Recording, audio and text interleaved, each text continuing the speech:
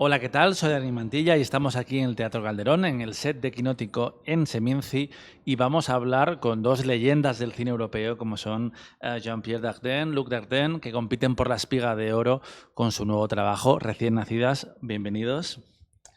Bonjour. Quería preguntarles por el tono de esta película, porque siento que de alguna forma es más optimista respecto al futuro y al presente en Europa que sus dos últimos trabajos, que Tony Loquita, que El joven Ahmed. Alors, tout d'abord, il faut que je vous dise qu'il vous a appelé deux légendes du festival, hein. Ça, c'est d'une part. Mais la première question, c'est justement le ton de ce film, non, de Jeune Mère. Il dit, il me semble, beaucoup plus optimiste que les deux derniers films, non? Que Ahmed, que Lokita. Oui, mais je ne sais pas exactement expliquer pourquoi, mais quand on est allé dans cette maison maternelle et qu'on a vu la vie qu'il y avait là et qu'on a décidé de faire ce film avec 5 personnages, eh bien, c'est justement la lumière qui nous a intéressés, qui nous a pris. Le fait que là, on préserve la vie. C'est la première fois dans leur vie que ces jeunes mères connaissent une certaine douceur, sortent de la violence, de la pauvreté, de la réalité sociale qui pour elles est terrible. Et je crois que de voir ça, de participer à ça en allant plusieurs jours, ça nous a, je sais pas, on est tombé amoureux de ce lieu, ça nous a parlé, ça nous a vraiment pris, et on s'est dit, on va raconter plusieurs histoires, on ne savait pas encore combien, mais c'est des histoires qui ne vont pas être celles de la réalité, qui parfois est très douloureuse, mais des histoires où ces jeunes femmes vont apprendre quelque chose, vont devenir différentes et vont donc trouver une certaine lumière. Sí, la verdad es que no sé realmente por qué, ¿no? Pero cuando, perdón, no sé realmente por qué, ¿no? Pero cuando llegamos al centro, realmente lo que nos sorprendió fue la vida que encontramos allí, ¿no? La luz que desprendía ese centro nos interesó, ¿no? Nos gustó mucho cómo trabajaban para preservar, para salvaguardar la vida, ¿no? La ternura que había. Y nos dimos cuenta que por primera vez en su vida, estas jóvenes dejaban atrás la violencia, la pobreza, la agresividad con las que siempre habían crecido realmente, se han educado, ¿no? El sitio nos enamoró, no hay otra palabra realmente, ¿no? Y fue ahí cuando pensamos, muy bien, vamos a contar varias historias. No teníamos ni idea de cuáles realmente todavía, ¿no? Pero lo que sí teníamos muy claro es que todas esas historias, por muy duras que fueran, iban a acabar con luz. Sí, tenía curiosidad por eso, porque sus películas generalmente han sido estudios de un personaje o dos personajes, pero aquí hay una coralidad absoluta. Fue al entrar en ese lugar cuando se dieron cuenta de que tenía que ser una escala mayor, que tenían que contar diferentes historias para abrazar diferentes partes de este conflicto. Oui, parce que normalement, vos films sont centrés sur un ou deux personnages, n'est-ce pas? Tandis que là, alors donc, ce que vous dites, c'est qu'en découvrant cette maison maternelle, vous vous êtes rendu compte qu'il fallait avoir, que le film, enfin le film devait prendre beaucoup plus de gens pour montrer ce qui arrivait vraiment. Oui, parce qu'on a, enfin, c'est ce que Luc a dit, c'est on a vraiment été happé par la vie qu'il y avait là-bas. Et il nous a semblé que la meilleure manière d'essayer de raconter cette vie, c'était de prendre plusieurs personnages et de ne pas prendre un ou deux.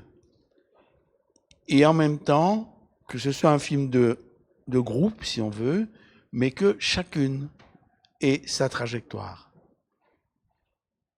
Avec au bout, ce que vous avez dit tout à l'heure, la lumière. C'est des choses, bon, c'est des choses qui nous sont apparues petit à petit quand on a commencé à travailler. Tout au début, la maison maternelle avait un peu plus d'importance. Mais ça allait faire un film trop fermé, trop corseté, où les choses devaient se répondre.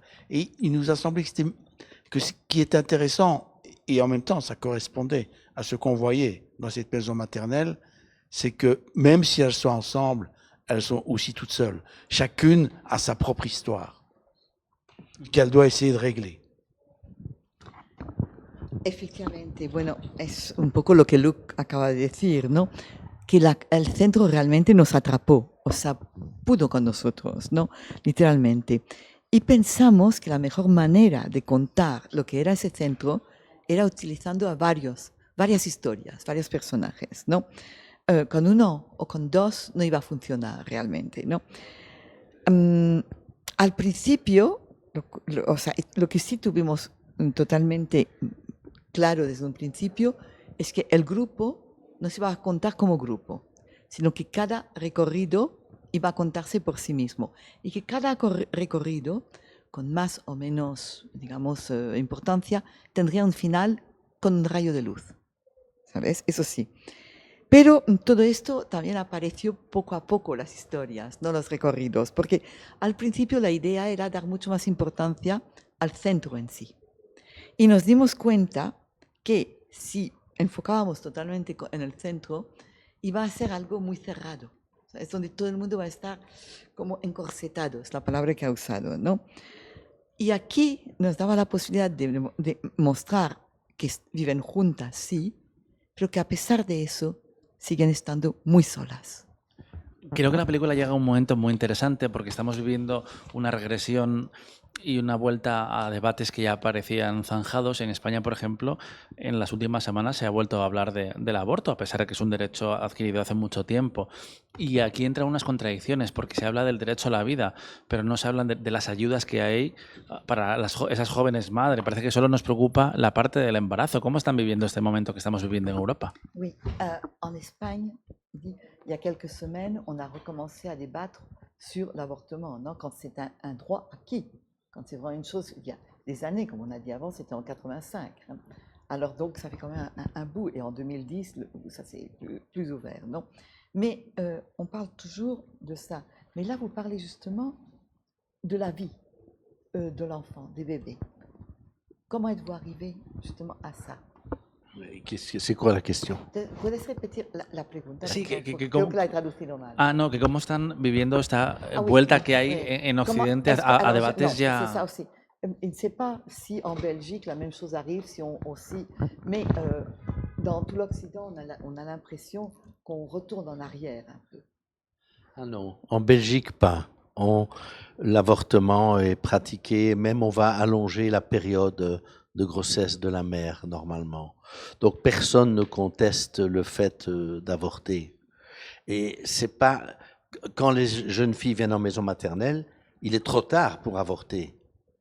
Parce que sinon, dans le film, chaque fois, la question est posée, mais pourquoi t'as pas avorté? Pourquoi t'as pas avorté? Pourquoi t'as pas avorté? Et les jeunes filles répondent ou ne répondent pas, mais on comprend qu'il y a quelque chose d'autre qui a fait qu'elles voulaient l'enfant. Parfois, c'est leur mère qui l'a imposé, comme Ariane. Et elle va le donner en adoption. Bon, mais il y a chaque fois... Mais vous voyez, c'est tout autre chose. Les maisons maternelles ont leur rôle quand justement le planning familial, disons la possibilité d'avorter est terminée. Et là commence alors la maison maternelle. Et ce sont généralement des jeunes filles qui vivent dans des familles pauvres, déstructurées, violentes, très souvent. A ver, en Bélgica no. No hay absolutamente nada de eso como lo que acabas de decir, no. Al contrario, ahora mismo se está hablando de alargar el periodo para que las mujeres puedan abortar más tarde, ¿no? Nadie se opone a eso, realmente, ¿no? Ahora bien, ¿qué ocurre? Este centro que mostramos en la película es cuando ya es demasiado tarde para abortar. Para eso están esos centros, ¿no? Si te fijas en la película, se plantea, ¿y por qué no abortaste? Porque algunas contestan, otras no. En algunos casos, como en un caso, es la madre que impidió que la menor pudiera abortar, se opuso al aborto, ¿no? Y esta chica da a su hijo en adopción sin consentimiento de la madre, por ejemplo, ¿no? Pero digamos que estos centros empiezan donde acaba la posibilidad de abortar, porque es demasiado tarde, ¿no? Y también lo que está claro es que acaban estos centros normalmente jóvenes de familias muy pobres, desestructuradas, donde reina la violencia. Ujú. En su cine hemos visto todo tipo de vidas y tengo curiosidad por qué piensan de estos debates identitarios que hay sobre todo en Estados Unidos, quizás en los últimos años, sobre quién tiene derecho a contar qué historias. Si uno solo debería hablar como de los mundos que conoce. Y quería saber también cómo es el reto de escribir esos personajes tan jóvenes como los de esta película, como Tori Loquita o como otros que han hecho. Almodóvar, por ejemplo, ha dicho que le encantaría escribir una historia de gente joven, pero que ya no le sale, como que le queda muy lejos. Alors, vous savez, aux États-Unis, il y a un débat comme quoi on devrait faire des films uniquement sur ce que l'on connaît, personnellement, non? Ah oui, oui, c'est une idée qu'ils ont, oui. Alors, vous touchez des tas de sujets. Hein. Là, vous touchez des gens très jeunes. Et par exemple, Almodovar a dit il n'y a pas longtemps qu'il aimerait bien faire des films sur des gens jeunes, mais qu'il ne peut plus. Okay. C'est ce qu'il dit. Es una pena que haya dicho eso Pedro, pero bueno, es que no peut plus. Donc, pour vous, ça n'a aucune importance. Mais si jamais, mais en même temps, pourquoi pas, mais si jamais on ne pouvait plus faire de films que sur des messieurs comme nous, de notre âge, qui travaillons ensemble, on s'ennuierait. L'art, c'est quand même le moment, la possibilité, je ne dis pas que c'est réussi, mais c'est au moins la possibilité d'être quelqu'un d'autre, pour un spectateur et aussi pour ceux qui inventent des histoires. C'est la possibilité d'être quelqu'un d'autre. On a eu la possibilité d'être 5 mères, 5 jeunes femmes de 16 ans, de 17 ans, pour des vieux messieurs qui ont 70 ans et 74 ans. C'est formidable. C'est le cinéma qui permet ça. C'est là. C'est comme si les romanciers ne pouvaient écrire que sur des gens qui sont comme eux, qui vivent dans leur milieu social, qui ont leur âge et leur genre. Et c'est terrible, ça. Là, ce n'est plus... le monde devient irrespirable. Moi, ce monde-là, j'en veux pas. C'est l'identité qui devient une chambre mortuaire, quoi. Ça, on est fasciné par notre propre mort, là.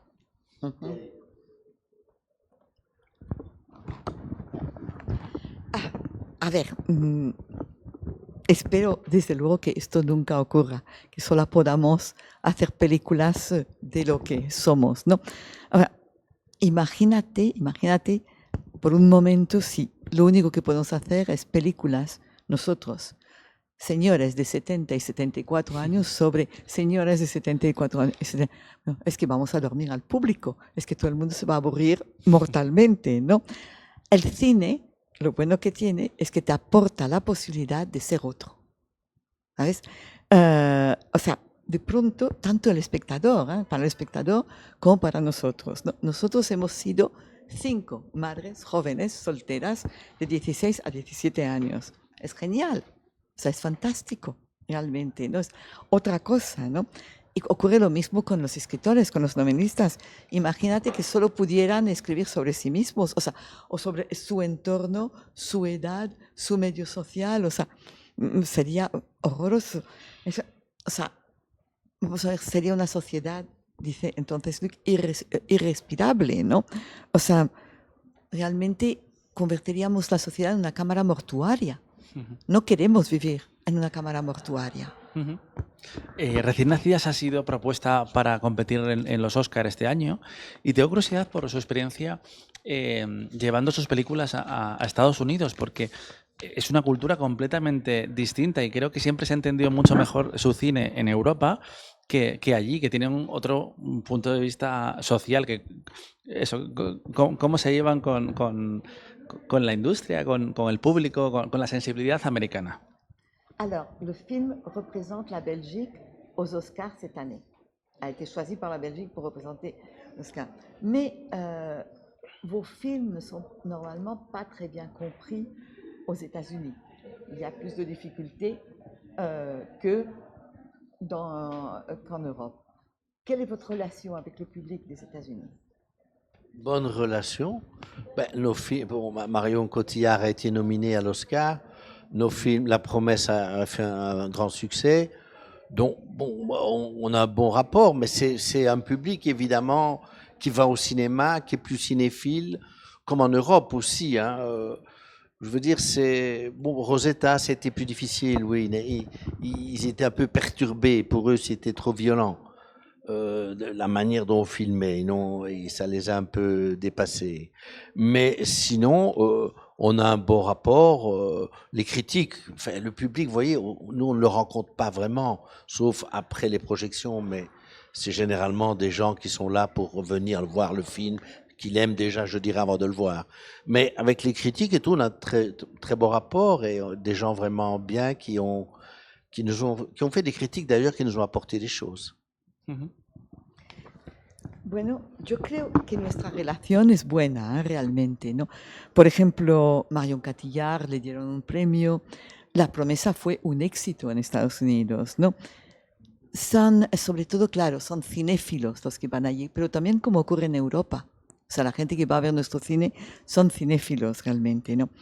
Vale que Rosetta les perturbó en general, en el público. No esperaban esa película, lo reconozco, ¿no? Pero si no, la relación es buena en general, ¿no? En las proyecciones, cuando hemos hecho debate, todo esto se nota con el público.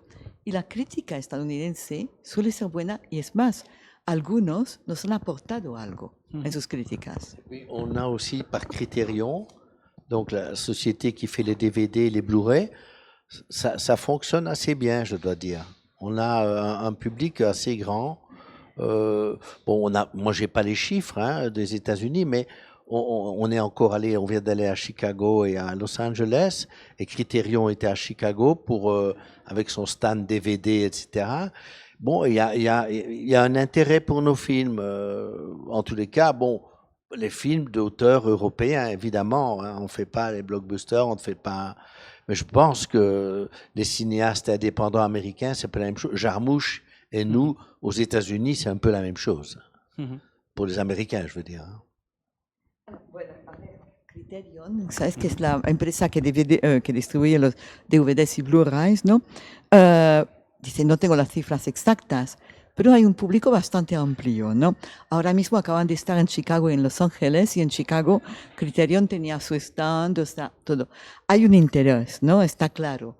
Hay un interés por el cine de autor. Claro, no es el exitazo, la película, o sea, el blockbuster típico de las películas estadounidenses, ¿no? Pero dice, no creo que haya mucha diferencia entre, por ejemplo, Jim Jarmusch y nosotros. Y él es americano, independiente.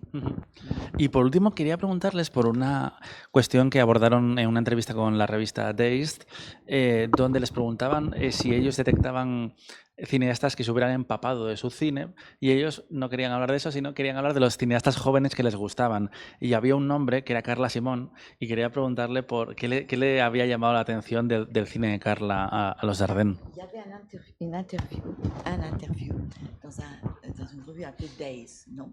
Où on vous demandait justement les cinéastes qui sortaient de bons films. Vous ne vouliez pas en parler. Vous avez mentionné, vous avez parlé de Carla Simón, hein, qui est une jeune fille. Vous l'aimez beaucoup. Alors, il aimerait que vous parliez de ça. Mais pour nous, c'est une jeune cinéaste, on a l'impression qu'on est chacun gardant son univers, hein, mais qu'on est un peu dans la même famille, et que parce qu'il y a des choses aussi semblables. Elle est aussi intéressée par des générations. Ces deux films que nous avons vus, hein, ça raconte ça. L'histoire de cette petite fille, le premier film que nous avons vu, l'histoire de cette petite fille qui va découvrir que ses parents, qu'elle est orpheline, et puis l'autre film dans cette ferme où on cultive des abricots, c'est aussi des histoires de génération. Et il y a aussi il y a aussi cette vie, cette lumière qui circule dans ces films, à laquelle nous sommes très sensibles. Voilà. C'est un univers de cinéma que nous avons vraiment été heureux de découvrir, et voilà, tout ça, c'est grâce au fait que les films puissent circuler dans le monde. Hein.